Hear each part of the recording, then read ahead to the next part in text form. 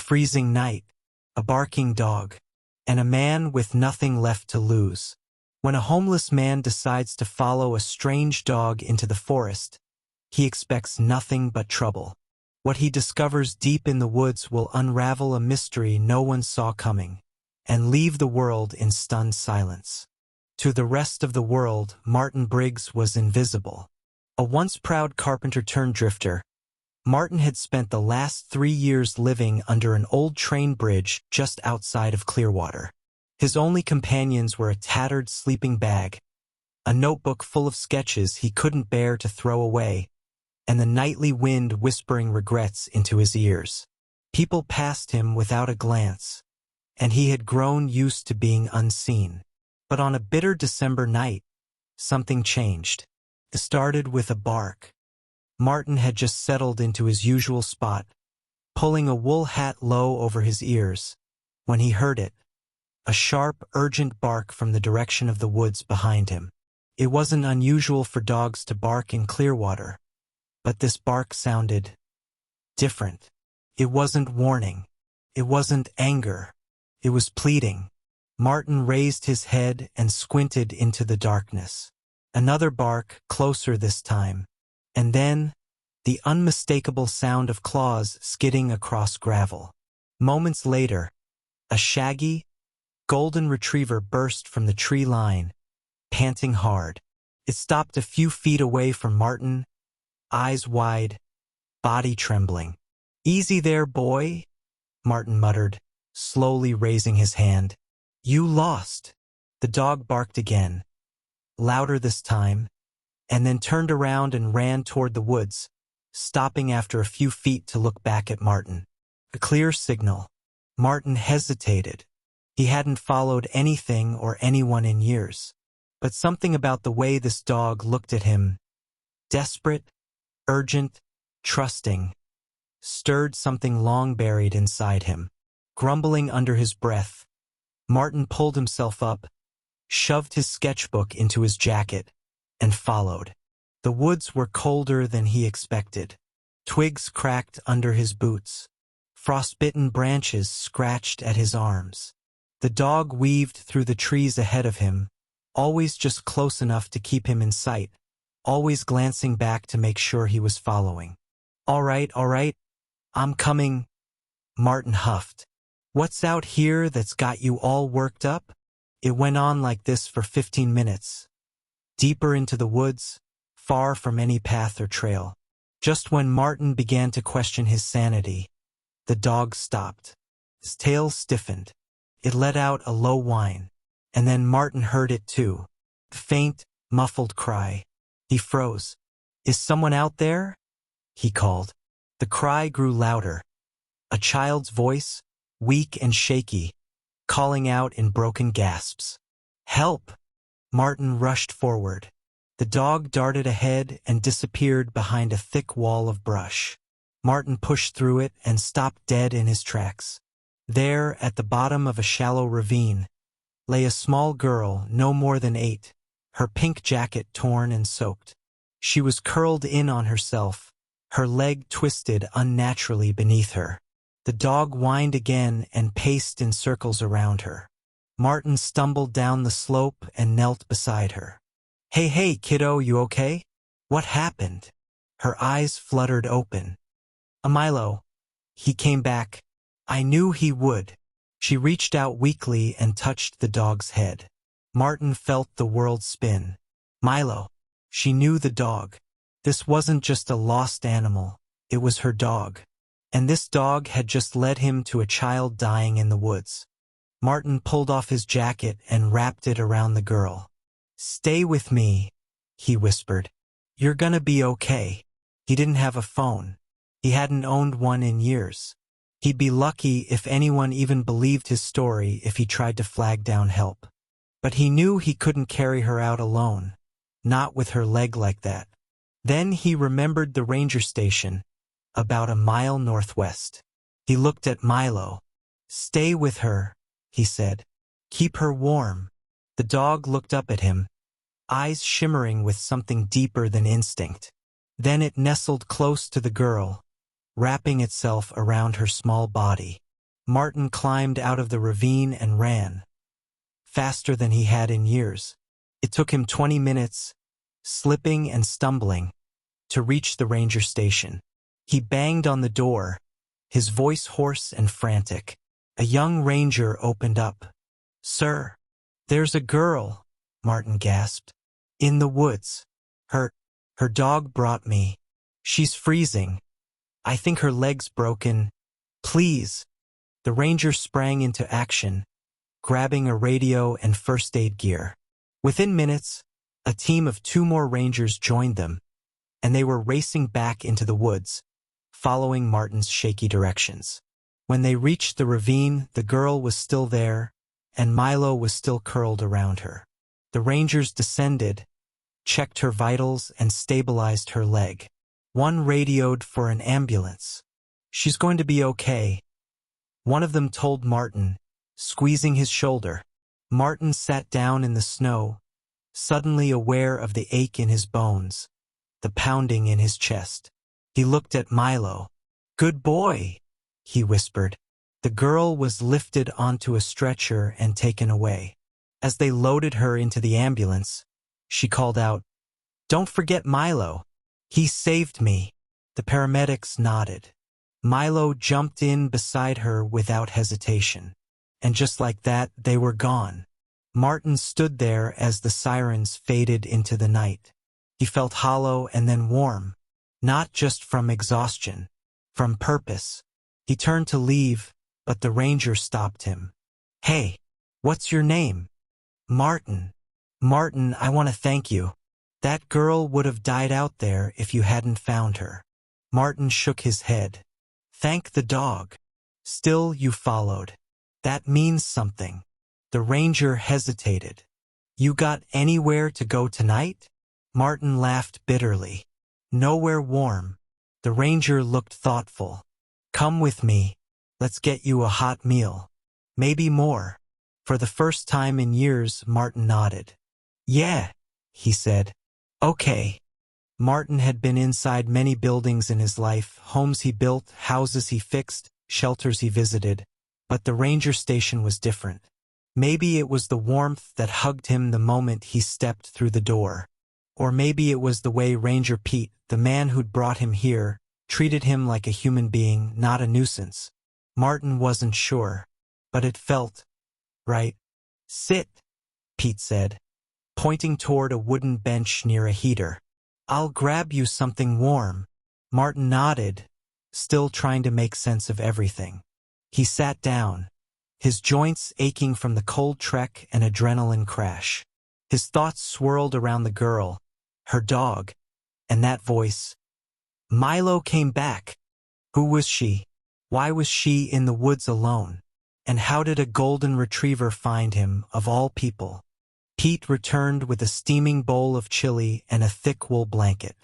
"Here," he said. "Eat, then we'll talk." Martin mumbled a thank you and dove into the food like a man who hadn't eaten in days, which wasn't far from the truth.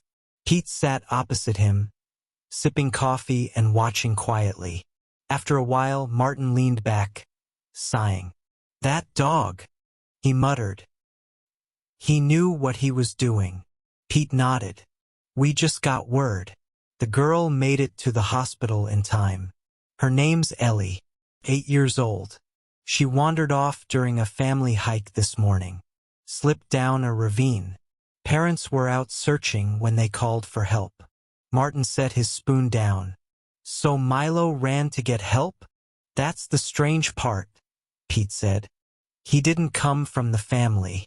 They say he just showed up at the scene an hour after they lost her. When the parents called for her, Milo barked, ran into the woods, and vanished." Martin frowned. "Wait, you're saying he found her on his own?" "Looks that way," Pete said. "And then he found you." Silence filled the room. Martin looked down at his hands, calloused and cracked from years of weather and work. "I don't understand," he whispered. Pete gave him a long look. "Maybe you were meant to be found, too." That night, Martin slept in the back room of the station. It was just a cot and a blanket, but it felt like the Ritz. He stared at the ceiling for hours, unable to shake the image of Ellie lying in the snow, of Milo whining, of the feeling in his gut when he realized someone needed him. He wasn't used to that anymore. The next morning, Pete returned with unexpected news. "You've been asked to come to the hospital," he said. Martin blinked. "Why?" "Ellie's parents want to meet the man who saved their daughter." Martin stiffened. "I didn't." "You followed a strange dog into a forest in the dead of night and carried news that led to saving her life," Pete interrupted. "That makes you a hero, whether you like it or not." Martin felt like backing out. Hospitals were places for people who mattered. But something in him stirred.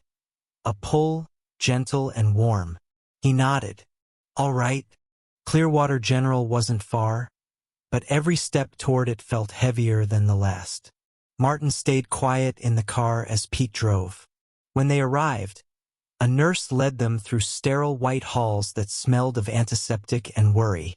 Finally, they reached room 314.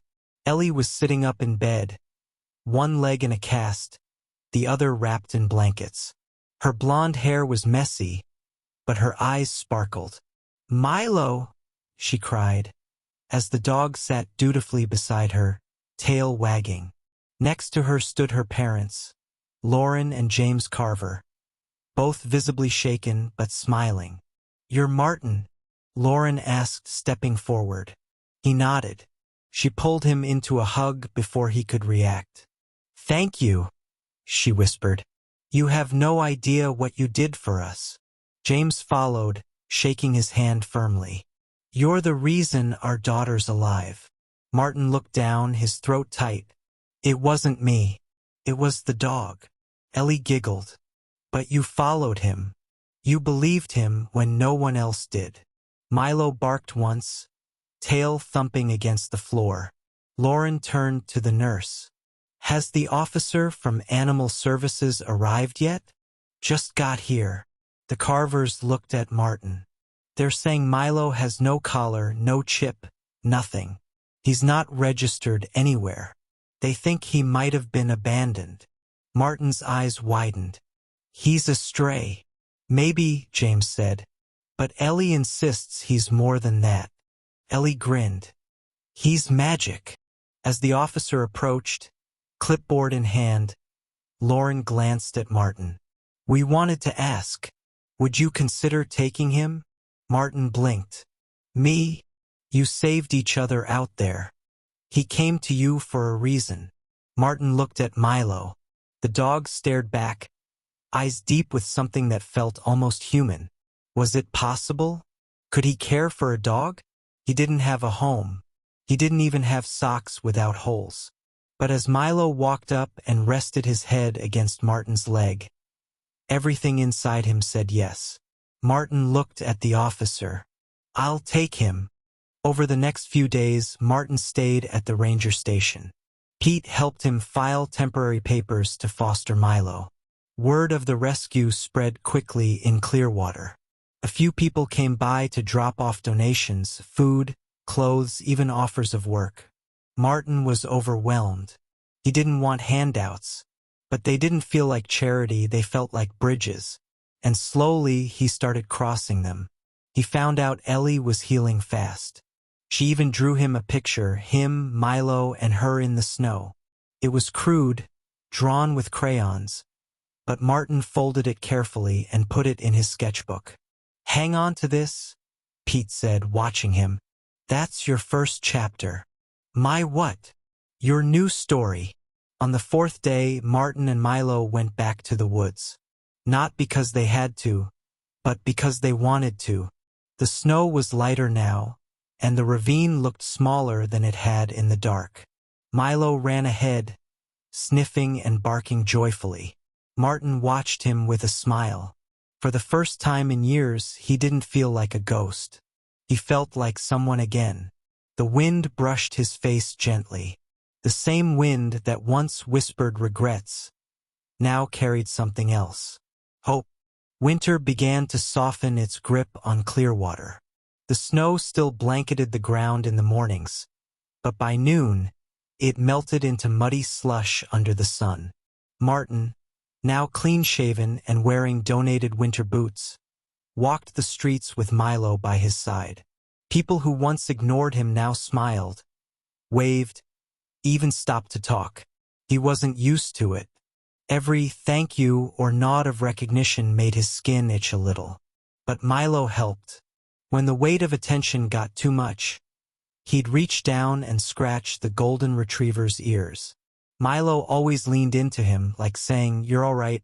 You're not invisible anymore." Pete had set Martin up with a part-time maintenance job at the ranger station, cleaning trails, fixing signs, clearing debris. The work was simple but honest, and Martin's hands remembered their strength. The feel of tools, the rhythm of repair. More than anything, it gave him time to think.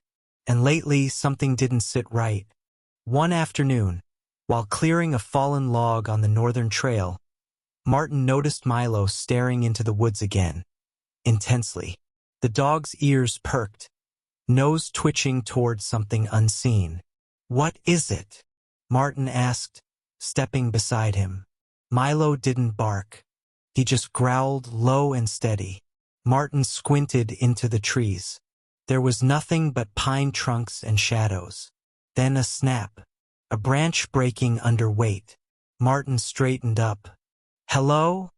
he called. Silence. He waited. Nothing moved.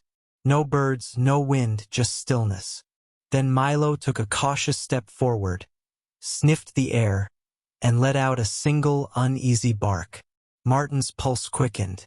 "Let's go," he muttered, turning back toward the trailhead. They didn't run, but they didn't walk slow either. That night, Martin mentioned it to Pete. "Could have been a deer," Pete offered, pouring them both coffee. "Could have," Martin said, "but it didn't feel right." "You think someone's out there?" Martin hesitated. "Maybe." Pete nodded slowly. "I'll radio the other rangers. Ask them to keep an eye out. You keep Milo close." Back in town, life moved on. Ellie was discharged from the hospital a week later. Her parents invited Martin to dinner, and though he initially declined, Ellie's handwritten invitation, decorated with glitter and a smiling stick figure version of him, changed his mind.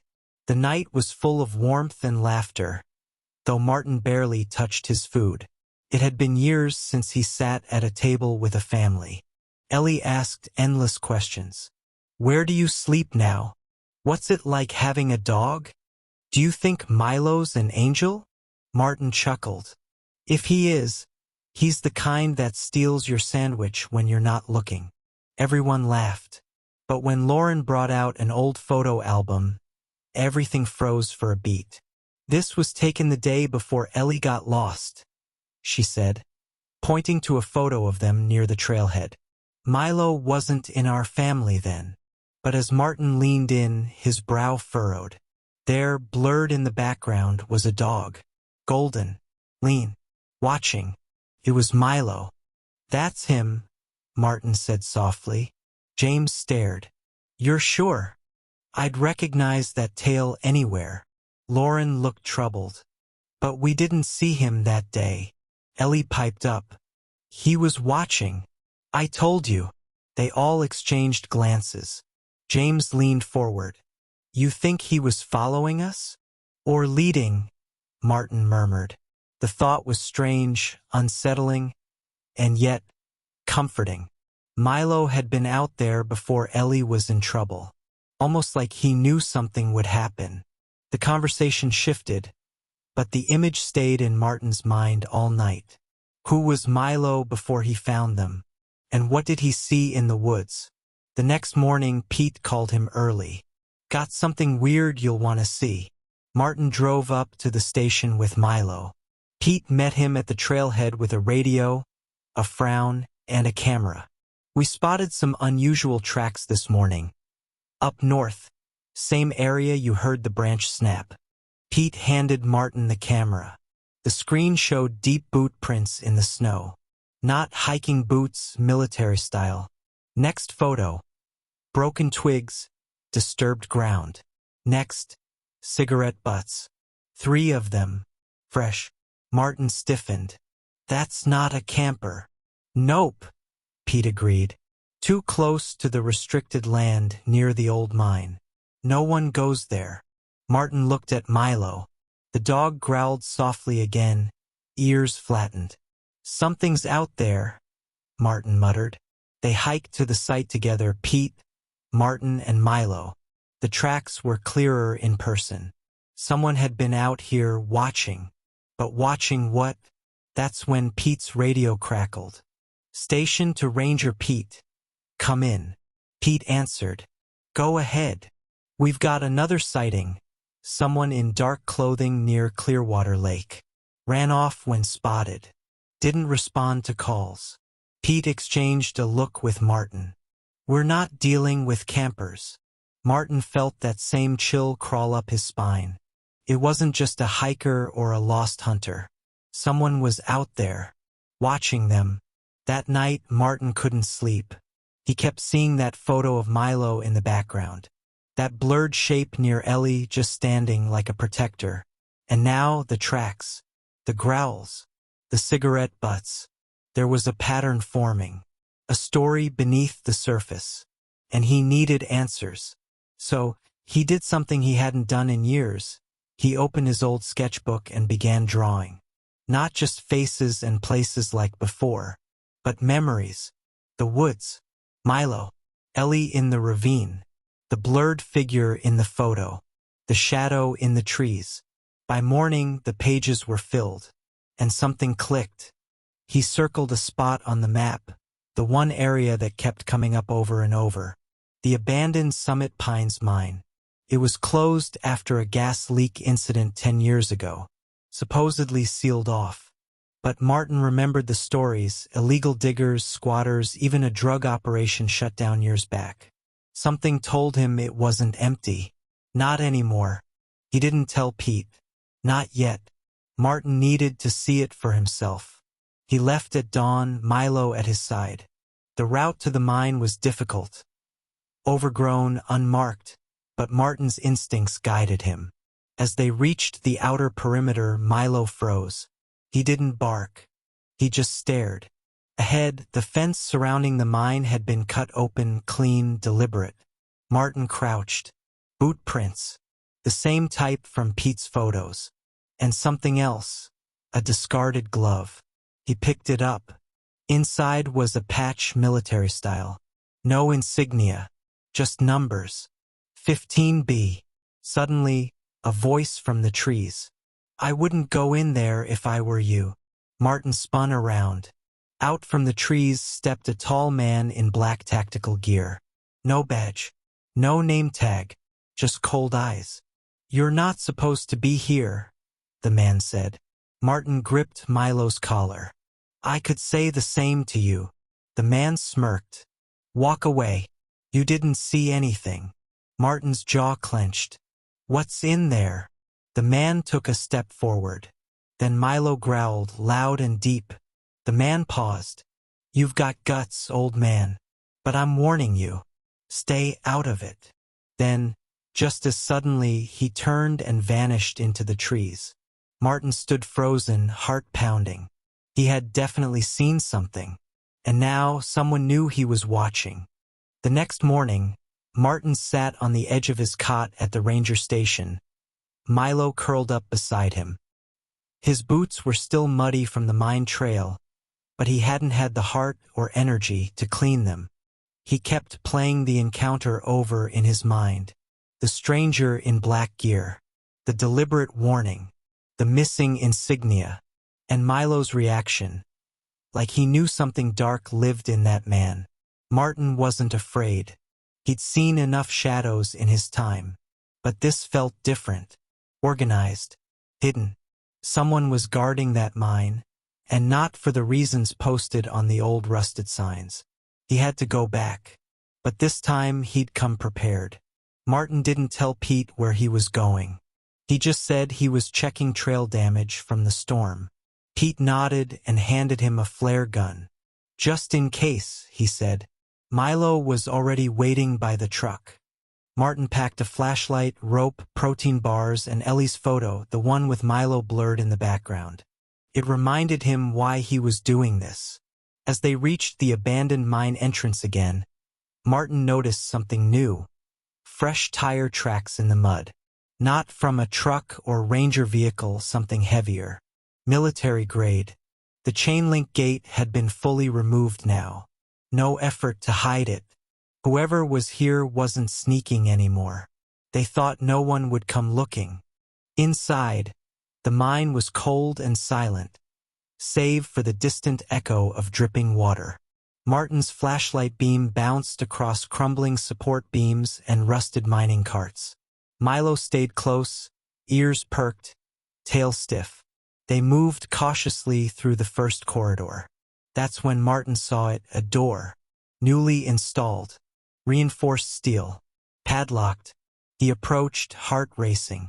Beside the door, a keypad. Who installs a keypad in an abandoned mine? He whispered. Then Milo growled. A sound echoed behind them, metal clanging. Footsteps. Martin spun and switched off the flashlight. Darkness swallowed them. He ducked behind a collapsed support beam, Milo silent beside him. Two figures passed, speaking in hushed tones. Boss said the test is tonight.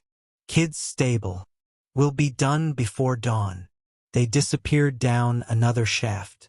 Martin's blood ran cold. Kid. He waited until the footsteps faded before moving. He tried the keypad, but it required a code. No luck. Then he noticed a keycard panel beside it. He pulled the glove from his pocket, the one he found with 15B written inside. No way, he muttered, swiping it against the panel. A beep. Green light. The lock clicked open. Martin pushed the door slowly. What he saw made his knees go weak. A long hallway, sterile and brightly lit new. Metal walls. Security cameras. Fluorescent lights. This wasn't part of the old mine. This was a facility hidden underground. And it wasn't abandoned. They moved quickly, quietly, navigating the hallways. No signs, no names, just numbers on doors. At one point, they passed a window with a one-way mirror. Inside was a room with monitors, blinking equipment, and a whiteboard filled with numbers and symbols. But no people. Milo led the way, stopping at one door and sniffing intently. Martin pressed his ear to the metal. Faint breathing. Movement. He pushed the door open. Inside, a young girl, barely 10, sat on a cot, eyes wide, hooked up to a monitor. She looked terrified. Martin froze. Hey, it's okay. The girl whimpered, shrinking back. Milo padded forward and lay on the floor, tail wagging gently. Her eyes softened. Martin knelt. We're here to help. What's your name? She whispered. Sophie. He nodded. I'm Martin. This is Milo. Are you one of the guards? She asked, voice trembling. No, he said firmly. We're the opposite of that. Sophie explained everything she knew, which wasn't much. She'd been taken a week ago while walking home from school. They'd blindfolded her, drugged her. She didn't know where she was or what they wanted, only that she overheard things. Words like neural mapping, memory access, and test subjects. She wasn't alone. She'd heard crying from other rooms. Martin's jaw clenched. We're getting you out of here. He picked her up gently, Milo watching the door. They moved quickly, avoiding cameras. Sophie guided them toward the direction she'd been brought in from. But before they could reach the main shaft, an alarm blared. Red lights flashed overhead. They were spotted. Martin ran. Down narrow corridors, ducking into side tunnels. Guards shouted behind them. Milo stayed ahead, finding the fastest route, barking only once. Left. And Martin followed without hesitation. They reached the main shaft. The exit was close. Then a figure appeared in their path. The The same man from before, black tactical gear, calm and unreadable. You should have stayed away. Martin set Sophie down behind him. You're kidnapping children, he growled. Why? The man gave a slow smile. Not kidnapping. Research. You wouldn't understand. Milo snarled. The man raised a taser. Before he could fire, Milo lunged. They crashed into each other. Martin grabbed Sophie and ran. He didn't look back. Outside, he fired the flare gun. A red light streaked into the sky. Seconds later, sirens. Pete had been tracking Martin's location. He'd called for backup the moment the flare shot up. Rangers arrived first, then local police, then the FBI. By the time the tactical man stumbled out, bruised, bloodied, Milo growling at his heels, it was over. The facility was uncovered. Sophie wasn't the only child. There were 4 more, all missing from different parts of the country. None remembered how they got there. The research was illegal, cruel, and high-tech, some hybrid of neuroscience and surveillance, testing brainwave manipulation in children. A private contractor was behind it, operating in secrecy under the guise of environmental research. They picked remote locations, quiet towns. No one ever looked, until a barking dog led a homeless man into the woods. Clearwater was never the same again. The town held vigils for the children, now safe and being reunited with their families. The news crews came and went, but one headline stayed on every channel for a week. Homeless hero exposes illegal experiments. Dog led him to secret facility. Martin declined interviews. He didn't want fame. He just wanted peace. And Milo, the dog, never left his side. 6 months later, Martin lived in a small cabin on the edge of the woods, built by volunteers, funded by donations after the story went viral. He worked full-time as a ranger now. His sketchbook became a published children's book, titled The Dog Who Knew the Way. It told the story of a quiet man and a golden retriever who always followed the right trail, even when the world didn't see it. One evening, Ellie and her parents visited. She ran into Martin's arms, holding a drawing of her own. She showed him Milo and a big red heart. "Are you famous now?" she asked. Martin chuckled. "Not quite." She looked up. "You're my hero." He knelt and hugged her tight. "Nah," he whispered. That was all Milo. Milo barked once in agreement, tail wagging.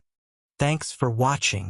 If this story touched your heart, don't forget to like, share, and subscribe for more emotional and suspenseful stories just like this. Your support means the world and helps us keep bringing powerful true-to-life tales to your screen. Let us know in the comments, what would you have done if you were in Martin's shoes?